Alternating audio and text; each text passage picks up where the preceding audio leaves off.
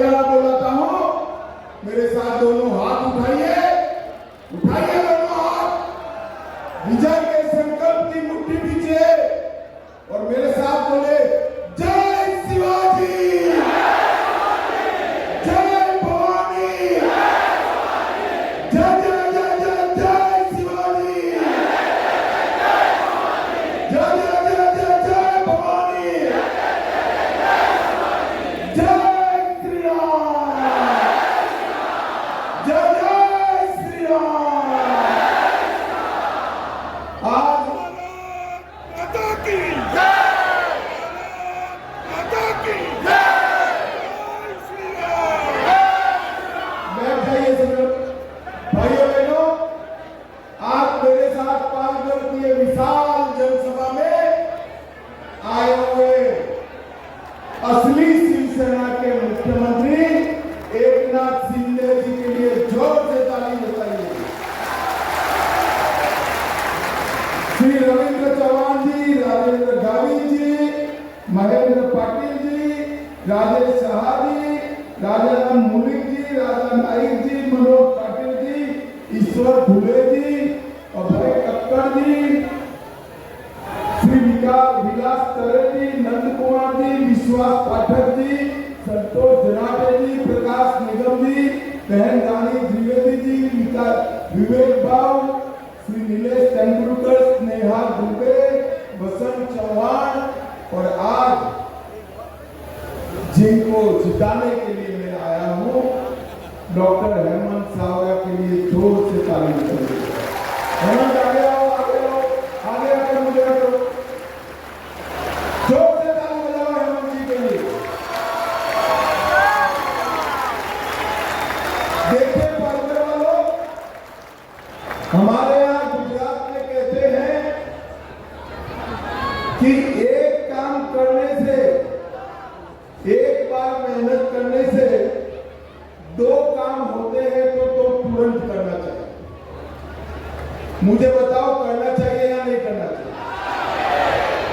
तो हेमंत को वोट देने से हेमंत को खासदार बनेंगे और विष्णु भाव को श्रद्धांजलि देने का भी काम आप कर देंगे। चलो दोनों काम हो जाएगा या नहीं हो जाएगा? और इसमें तो तीसरा भी होने वाला है। हेमंत जी के नाम के सामने कमल के निशान पर बटन दबाते ही मोदी जी तीसरी बार प्रधानमंत्री बनने वाले हैं। तो भैया एक ही बार मेहनत करने से अगर तीन काम हो जाते हैं तो करने चाहिए या नहीं करने चाहिए? जोर से बोलो, करने चाहिए या नहीं करने चाहिए? भाइयों बहनों, इतनी विषम मौसम में, आंधी में इतनी बड़ी संख्या में आप हेमंत जी के समर्थन में आए। मैं तो अपील करने आया था कि हेमंत सावरा को जिता दीजिए, मगर जरूरत ही नहीं थी, आपने ही यहाँ आकर उसको जिताने का। माताओं भाइयों बहनों, सबसे पहले मैं झीलदायिनी माता मंदिर को प्रणाम करता हूं। है महालक्ष्मी, संतोषी माता, हीरवाचिता, उमादेव, वाघोवादेव, कंसारी देव और डोंगरी देव को प्रणाम कर मेरी बात की शुरुआत करना चाहता हूं। क्रांतिकारी राघोजी भोसले और जनजातीय समाज के संघर्षशील नेता जीविया सोमा मासे को भी प्रणाम कर मेरी बात की शुरुआत करना चाहता हूं। भाइयों बहनों, जीविया सोमा मासे ने अपने पेंटिंग से पूरे देश भर में इस क्षेत्र की कला को आगे बढ़ाने का नाम किया है। भाइयों बहनों, ये उद्धव ठाकरे कंपनी अलग अलग बातें करके चुनाव को गुमराह करती है, शरद राव गुमराह करते, मगर पालघर वालों में कहने आया हूं कि चुनाव जो है मोदी जी को तीसरी बार प्रधानमंत्री बनाने का चुनाव है। एक चुनाव जो है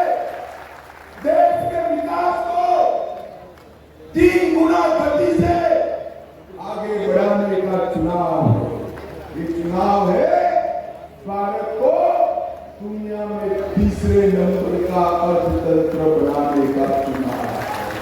और ये चुनाव है, मेरी गरीब आदिवासी समाज की बहनें आई हैं, वो माताओं बहनों को 3 करोड़ लखपति दीदी बनाने का ये चुनाव है। भाइयों बहनों, ये सारे इंडिया अलायंस वाले इकट्ठा हुए, उनका एक ही काम है, सुबह शाम मोदी जी को गाली देना। मगर इस तरह से देश नहीं चलता है। मैं आज इंडिया अलायंस वालों को 1 महीने से पूछता हूं, उनका नेता कौन? भाई आप बहुमत में आओगे तो इस देश का प्रधानमंत्री कौन बनेगा? पागल वालों, आप बता सकते हो क्या? बता सकते हो?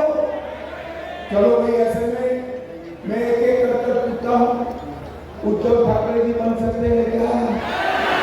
अरे जोर से बोलो, बन सकते हैं? शरद पवार जी बन सकते हैं?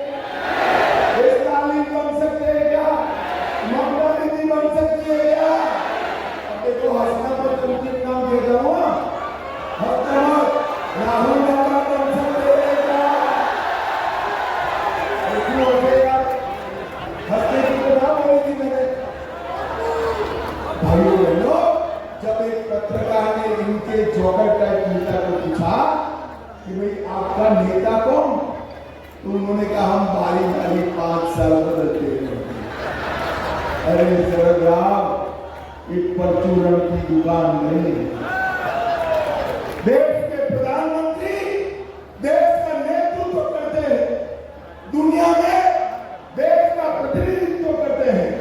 मैं पूछना चाहता हूं उनके अलायंस वालों को, अगर बारी बारी प्रधानमंत्री का आपका फॉर्मूला लेकर निकले और कोरोना आया तो इसमें से कोई जवाब दे सकता है क्या? अरे बोलो, देश को बचा सकता है क्या? पाकिस्तान को मुंह तोड़ जवाब दे सकता है क्या? आतंकवाद को समाप्त कर सकता है क्या? नक्सलवाद को समाप्त कर सकता है क्या? 7 करोड़ गरीबों को घर, बिजली, नल से जल, शौचालय, गैस, 5 लाख तक का पूरा बीमा और 5 किलो अनाज कोई दे सकता है क्या?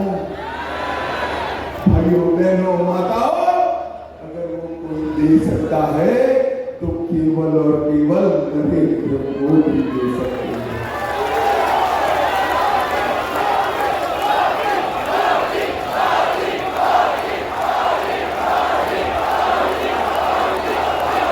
भारत माता की। और भाइयों बहनों, मैं बताता हूं, 10 साल तक इस सोनिया मनमोहन ने देश चलाया। यही खिचड़ी अलायंस था, यही इंडिया अलायंस था। 12 लाख करोड़ के घपले, घोटाले, भ्रष्टाचार किए, 12 लाख करोड़ के। और दूसरी ओर नरेंद्र मोदी जी है, 23 साल से मुख्यमंत्री, प्रधानमंत्री है। मोदी जी पर उनके विरोधी भी 4 आने का आरोप नहीं लगा सकते भैया। 10 साल तक एक सोनिया मनमोहन सरकार चली, आए दिन पाकिस्तान से आलिया, मालिया, जमालिया घुस जाते थे, बम धमाके करते थे। अरे हमारे मुंबई को दहला दिया, मौनी बाबा कुछ नहीं करते थे। उनको डर लगता था हमारी वोट बैंक चली जाएगी, वोट बैंक चली जाएगी। मोदी जी आए, पाकिस्तान को आदत जो लगी थी, उरी और पुलवामा में हमला किया। तो 10 ही दिन में मोदी जी ने पाकिस्तान के घर में घुसकर सर्जिकल स्ट्राइक और एयर स्ट्राइक कर आतंकवादियों का सफाया करने का काम नरेंद्र मोदी। अरे उद्धव ठाकरे, किसके साथ बैठे हो? जो कसाब की पैरवी करते हो, सत्ता के लिए उनके साथ बैठे हो, शर्म नहीं आती है? जो लोग कहते हैं, भाइयों बहनों मुझे बताओ, ये पाक अब्दुल भाई तस्वीर हमारा है या नहीं है? जोर से बोलो,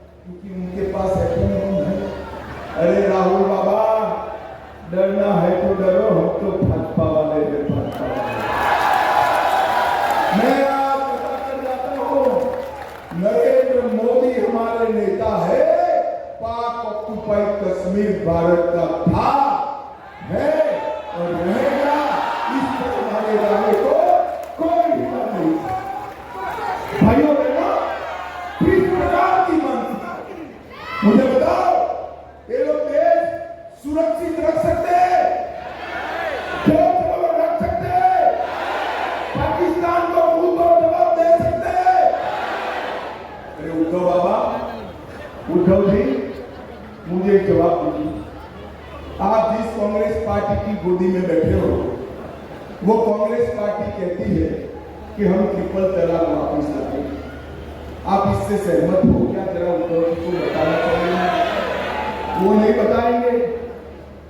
उनके दिमाग पर सत्ता की महत्वाकांक्षा है।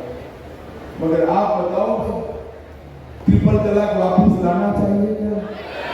अरे जोर से बोलो, लाना चाहिए। मुस्लिम पर्सनल लॉ लाना चाहिए। कि कांग्रेस वाले कहते हैं हम सत्ता में आएंगे तो ट्रिपल तलाक वापस, देश को सरिया के आधार पर चलाएंगे। राहुल गांधी कान खोलकर सुन लो, हमारा चुनावी वादा है, पूरे देश में यूसीसी हम लाएंगे। देश सरिया से नहीं चलेगा। माताओं भाइयों बहनों, कांग्रेस के समय में विभाजन हुआ आजादी के बाद। हमारा जो हिंदू, सिख, बौद्ध, जैन भाई बहन बांग्लादेश, अफगानिस्तान, पाकिस्तान में रह रहे थे, उनको नागरिकता देनी चाहिए या नहीं देनी चाहिए? जोर से बोलो, देनी चाहिए। इसके लिए मोदी जी सीए का बिल लेकर आए। कांग्रेस पार्टी कहती है हम सीए का बिल समाप्त कर देंगे। अरे उद्धव जी, स्पष्टता करो, कांग्रेस पार्टी के सीए वापस लेने के फैसले के साथ आप हो या नहीं?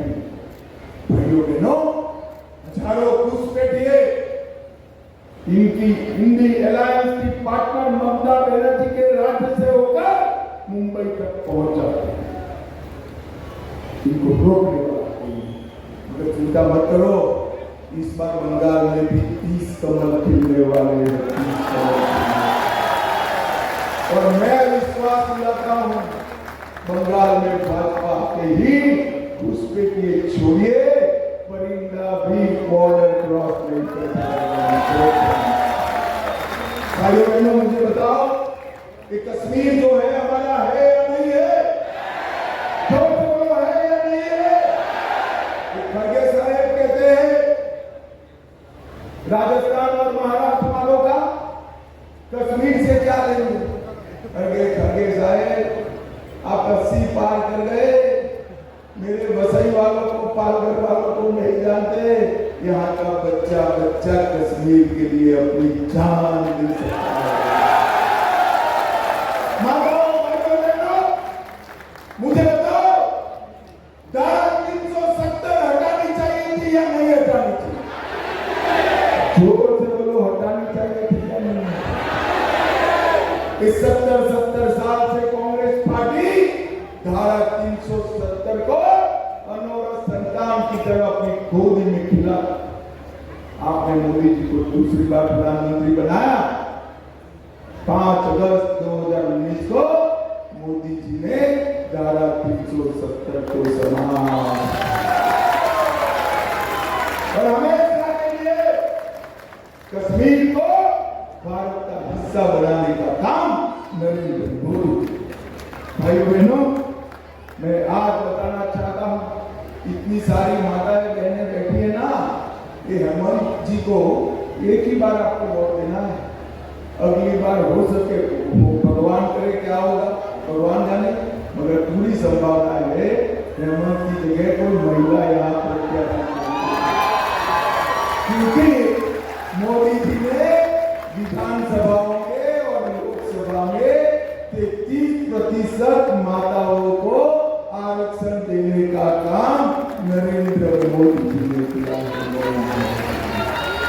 भाइयों बहनों, मुझे बताओ, राम मंदिर कब का बनना चाहिए था या नहीं बनना चाहिए? जोर से बोलो, और जोर से बोलो। राम मंदिर को भी कांग्रेस पार्टी 70 साल तक कोर्टों में उलझाती रही। आपने मोदी जी को दूसरी बार प्रधानमंत्री बनाया, पूर्ण बहुमत दिया। मोदी जी ने 5 ही साल में केस भी जीता, भूमि पूजन भी किया, और 22 जनवरी को प्राण प्रतिष्ठा कर जय श्री राम। और मित्रों, मेरे जीवन में का माहौल में, सैलाब में पूरा देश जय श्री राम के नारों में मग्न। अरे राहुल बाबा, उद्धव जी, शरद पवार, सुप्रिया सुळे, इन लोगों को प्राण प्रतिष्ठा का निमंत्रण मिला था, वो नहीं गए। क्यों नहीं गए तो मालूम है? क्यों नहीं गए नहीं मालूम है? मैं बताता हूं, वो अपनी भिंडी बाजार वाली वोट बैंक से डरते हैं। इसलिए एकनाथ जी पूरी कैबिनेट लेकर राम भगवान को प्रणाम कर कर प्रसाद लेकर महाराज के लिए आशीर्वाद लेकर आए। हम भाइयों बहनों, 2 दिन पहले महाराष्ट्र कांग्रेस के अध्यक्ष नाना पटोले ने एक स्टेटमेंट दी कि हम सत्ता में आएंगे तो राम मंदिर का शुद्धिकरण करेंगे। अरे नाना पटोले, अक्कल कहां, घास चलने के लिए? जहां भगवान श्री राम स्वयं विराजमान है, वो जगह कभी अपवित्र हो सकती है? माताओं हो सकती है? ये ना अपनी परंपराएं जानते हैं, ना अपने धर्म को समझते। ये लोग केवल और केवल अपने स्वार्थ को समझते हैं, स्वार्थ को समझते हैं। भाइयों बहनों, मोदी जी ने आदिवासी समाज के लिए ढेर सारे काम किए। अटल जी ने आदिवासी कल्याण मंत्रालय बनाया। मोदी जी ने बिरसा मुंडा, भगवान बिरसा मुंडा की जयंती को जनजातीय गौरव दिवस बनाया और 70 साल के बाद पहली बार आदिवासी गरीब घर की बेटी द्रौपदी मुर्मू को राष्ट्रपति महामहिम द्रौपदी मुर्मू। कांग्रेस के समय में आदिवासी कल्याण का बजट 25,000 करोड़ था। मोदी जी ने बढ़ाकर 1,25,000 करोड़ करने का काम सीकर शहर के लिए इंस्टीट्यूट बनाई, डिस्ट्रिक्ट मिनरल फंड बनाया और इसके साथ साथ एकलव्य विद्यालय बनाए। 740 एकलव्य विद्यालय बनाने का काम नरेंद्र मोदी जी ने किया है। भाइयों बहनों, मैं आज आपको भारतीय जनता पार्टी, शिवसेना, हमारे साथी दल, इन नख से लेकर सीख तक देश के लिए जीने वाले लोग और ये इंडी अलायंस, इनका उद्देश्य क्या? मोदी जी कहते हैं मेरे जीवन का क्षण क्षण और शरीर का कण कण मां भारती को समर्पित, मेरे देश के गरीब भाई बहनों को समर्पित, उनके कल्याण के लिए, उनकी रक्षा के लिए मैं जीवन जी रहा हूं। और मैं आज इंडी अलायंस वालों का उद्देश्य बताना चाहता हूं। ये उद्धव जी का एकमात्र उद्देश्य आदित्य ठाकरे को मुख्यमंत्री बनाना, पवार साहब का एकमात्र उद्देश्य सुप्रिया सुळे जी को मुख्यमंत्री बनाना, ममता जी का एकमात्र उद्देश्य भतीजे को मुख्यमंत्री बनाना, लालू जी का एकमात्र उद्देश्य अपने बेटे को मुख्यमंत्री बनाना और सोनिया जी का एकमात्र उद्देश्य राहुल बाबा को प्रधानमंत्री बनाना। अब पालघर वालों मुझे बताओ, जो लोग अपने बेटे बेटी भतीजों के लिए काम करते हो, वो पालघर और वसई वालों का कल्याण कर सकते हैं क्या? अरे भाई जोर से बोलो, आपका कल्याण कर सकते हैं क्या? वो अपने बेटे में से ही बाहर नहीं आता है, आपका कल्याण क्या करेंगे?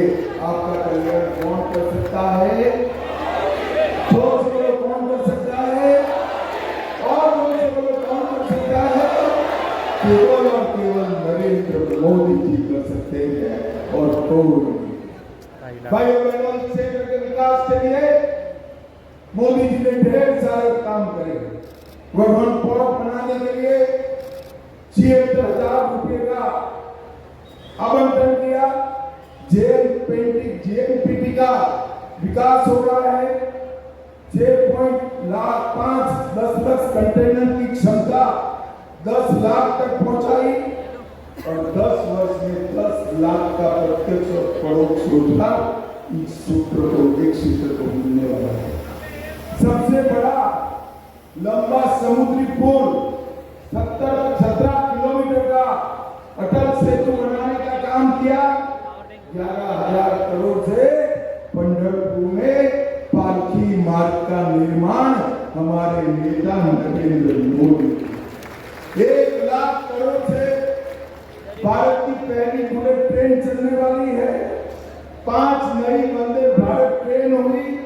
मुंबई गांधीनगर, मुंबई सोलापुर, मुंबई साईनगर, सीडीडी, नागपुर बिलासपुर और मुंबई गोवा। इस तरह से 5 वंदे भारत ट्रेन लेने का काम किया और 40,000 करोड़ रुपया लेकर हमारी मेट्रो को 30 किलोमीटर मुंबई लेने का काम नरेंद्र मोदी जी ने किया और 1800 करोड़ रुपया खर्च कर छत्रपति शिवाजी महाराज टर्मिनेशन और 123 रेलवे स्टेशनों का नया बिल्डिंग बनाने का काम नरेंद्र मोदी जी। उड़ान के तहत जलगांव, सोलापुर, कोल्हापुर, नासिक, नांदेड़, अमरावती, सिंधुदुर्ग, रत्नागिरी और गोंदिया का विकास। भाइयों बहनों, मैं आज यहाँ पालघर की बात कर रहा हूँ। 400 MLD लीटर पानी का इंतजाम एकनाथ शिंदे और देवेंद्र फडणवीस ने किया है। सूर्या बांध से पानी लाकर वसई पालघर वालों की प्यास बुझाने का काम पालघर के 2600 मछुआरों को मोदी सरकार पाकिस्तान से छुड़ा कर आई है और वसई भाईंदर जाने वाले लोगों के लिए रो फेरी शुरू करने की बात भी पक्की हो गई है, शुरू हो। गैस पाइपलाइन का काम चल रहा है। 5,34,000 लोगों को 5 लाख तक का पूरा स्वास्थ्य का खर्चा आज नरेंद्र मोदी सरकार दे रही है। 260 करोड़ रुपया किसान सम्मान निधि के दे रही और स्वनिधि में योजना के तहत 18,000 युवाओं को हमने काम देने का निर्णय। भाइयों बहनों, नरेंद्र मोदी जी ने देश के अर्थतंत्र को 11वें नंबर से 5वें नंबर पर लाया है और मैं आपको मोदी गारंटी कहता हूँ, तीसरी बार चुन कर ला दो, 5वें नंबर से संसार का 3रे नंबर का अर्थतंत्र हमारा देश। हम देश को सुरक्षित बनाएंगे, कोई आंख उठाकर देश के सामने न देख सके ऐसी चौबंद सुरक्षा व्यवस्था केवल और केवल भारतीय जनता पार्टी और नरेंद्र मोदी। भाई बहनों, मुझे बताओ कि नरेंद्र मोदी के अलावा और कोई देश का नेतृत्व आज की स्थिति में कर सकता है क्या?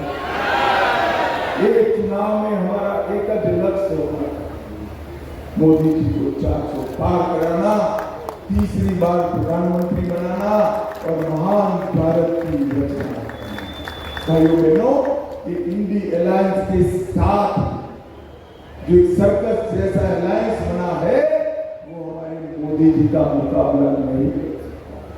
और ये हेमंत विष्णु सावरे पेशे से तो डॉक्टर है, मगर ऐसा विनम्र नेता आपको मिलेगा जिसको उनके पिताजी की तरह आप सालों तक याद करोगे। मुझे बताओ पालघर वालों, आगे आओ हेमंत जी, सालों तक याद करोगे मैंने कहा। अब मैं पूछना चाहता हूँ, हेमंत जी को प्रचंड बहुमत से जिताओगे? जोर से जिताओगे? कमल के निशान पर बटन दबाओगे? 400 पार कराओगे? मोदी जी को तीसरी बार प्रधानमंत्री बनाओगे? और असली शिवसेना कौन, नकली शिवसेना कौन, वो उद्धव जी को बता दोगे? तो मेरे साथ दोनों हाथ उठाइए, उठाइए दोनों हाथ, विजय के संकल्प की मुट्ठी पीछे और प्रचंड आवाज से बोलिए, जय श्री राम, जय जय श्री राम, भारत माता की, वंदे वंदे